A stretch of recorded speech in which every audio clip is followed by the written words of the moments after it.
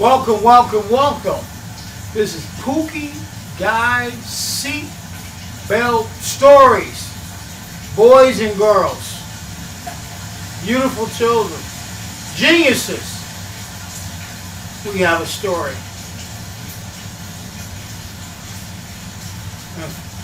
I can't tell this story to everybody, but I'm going to tell it to your class and your class only.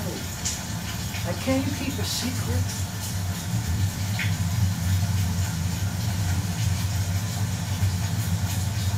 This is called Monsters in the Basement. Now, the rumor, I don't know how true it is, of a friend from Nigeria. He told this story in one of the villages there, not too far from the city. It's kind of hard for me to talk about. And the kids ran out of the classroom, out the door. Someone in the ceiling, someone in the basement, accidentally. So I'm asking all the administrators, teachers, teaching managers, parents, fire department, even the Marines, don't let the children go in the basement while I'm telling the story. Now, we all know about the Pookie Guy's seatbelt. Click, click. So let's start. I'm going to say Pookie Guy's seatbelt stories, and you're going to say click, click. I'm going to tell you what part of the body. Okay? Now, are we ready? Pookie Guy's seatbelt story, left leg. Click, click. Pookie Guy's seatbelt story, right leg. Click, click. Pookie Guy's seatbelt story, waist. Click, click. Pookie Guy's seatbelt story, left wrist. Click, click. Pookie Guy's seatbelt story, right wrist. Click, click. And Pookie Guy's seatbelt story, shoulder to waist. Click, click. So now, these are the most important ones. These are critical. Excuse me. Stop talking. And yes, I see you too, in the back. And you up front? Okay. Keep your hands out of your noses and out of your ears and out of your mouths, okay? Now, children. Pookie Guy's seatbelt story, left ear. Click, click. Now open that ear all the way up. Pookie Guy's seatbelt story, right ear. Click, click. Open it up. Pookie Guy's seatbelt story, left nostril. Click, click. Don't go in that left nostril. Pookie Guy's seatbelt story, right nostril. Click, click. Get your hands out of your nose, Joey. I see you. Now, this is the most important one. But before we do this one, we have to blast off. Okay? So, we're going to do 10, 9, 8, 7, 6, 5, 4, 3, 2, 1. I'm going to say Pookie Guy's seatbelt stories. We're going to go 10, 9, 8, 7, 6, 5, 4, 3, 2, 1. Are we ready? Yes. 10, 9, 8, 7, 6, 5, 4, 3, 2, 1. Pookie Guy's seatbelt stories. So now we're ready. Now, there's something I have to tell you. You might be on the carpet, you might be on the floor, you might be sitting in chairs. This is very important.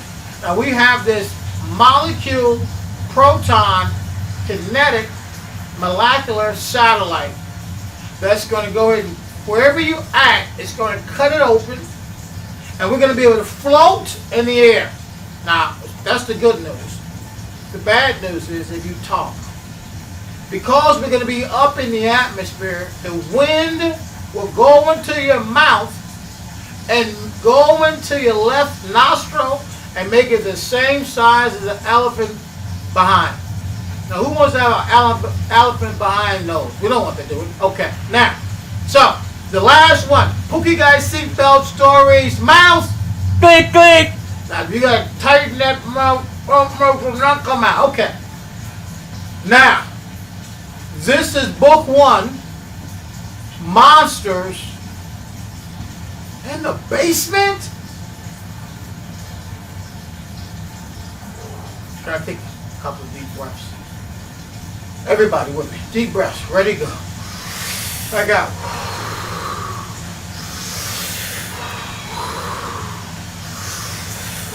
I know you all feel better now. Now this is The Monsters in the Basement, Book 1, Jill's Monsters Meal. Now Jill is 5.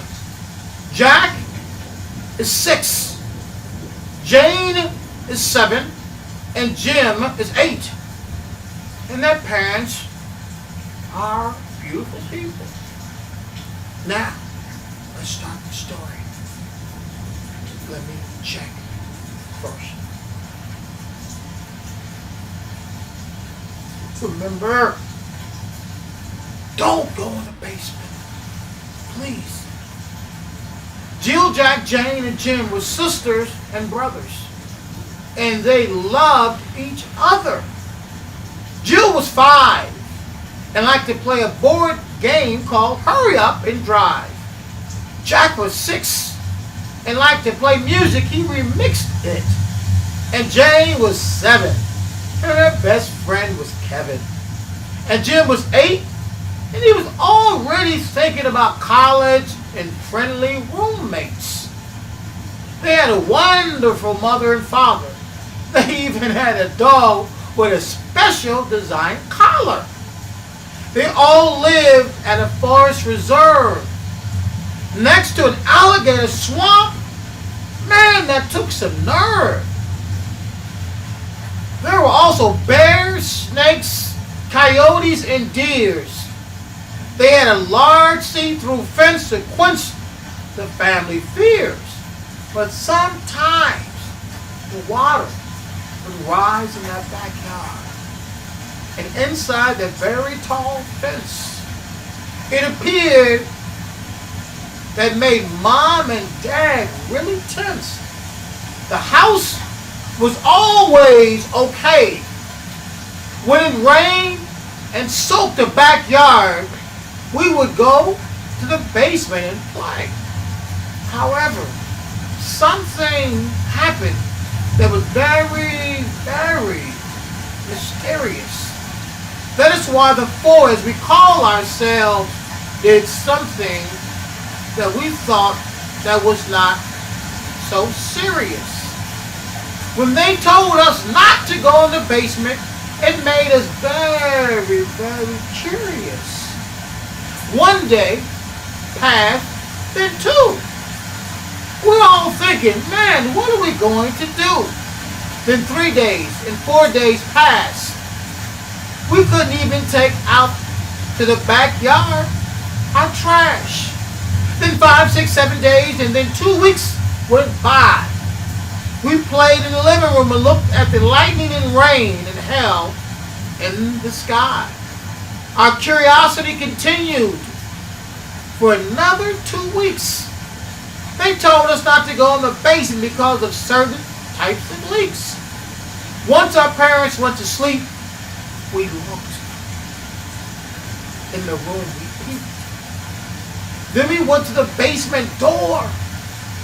We were ready to explore, but the door was locked.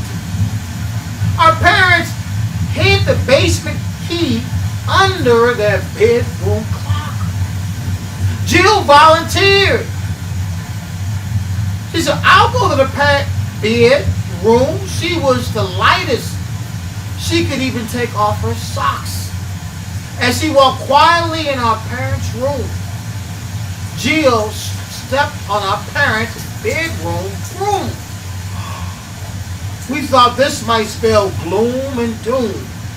Our parents went back to sleep a couple of seconds past that afternoon.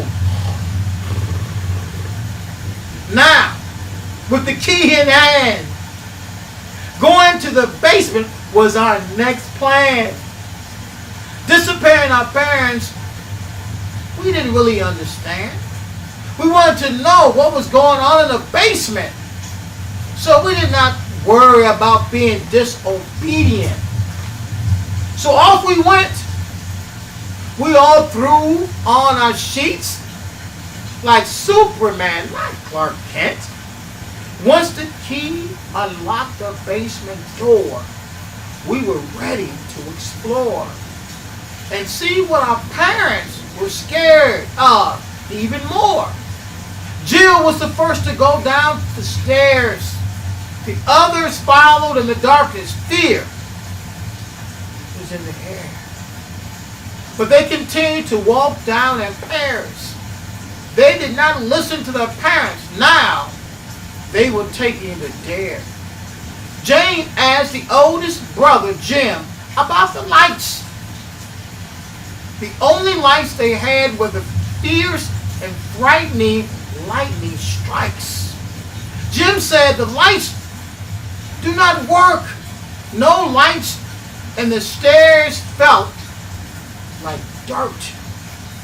They were really scared, and the four feared and nerves made them alert. But Jill was the first to walk into the splash. The others ran back up the basement stairs in a dash. Then they realized they left Jill. They did not understand the deal. They called her name out loud. For real. But the basement was still so dark.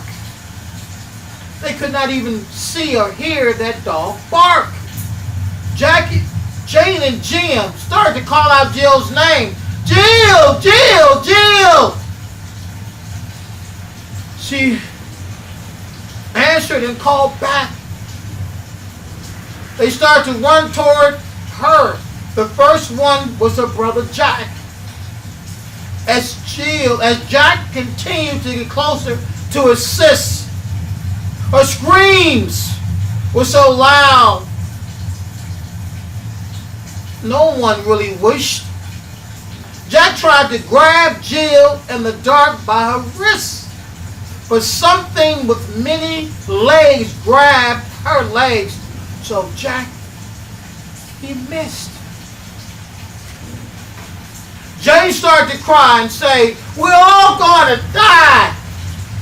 Jim called out, "Small fry!"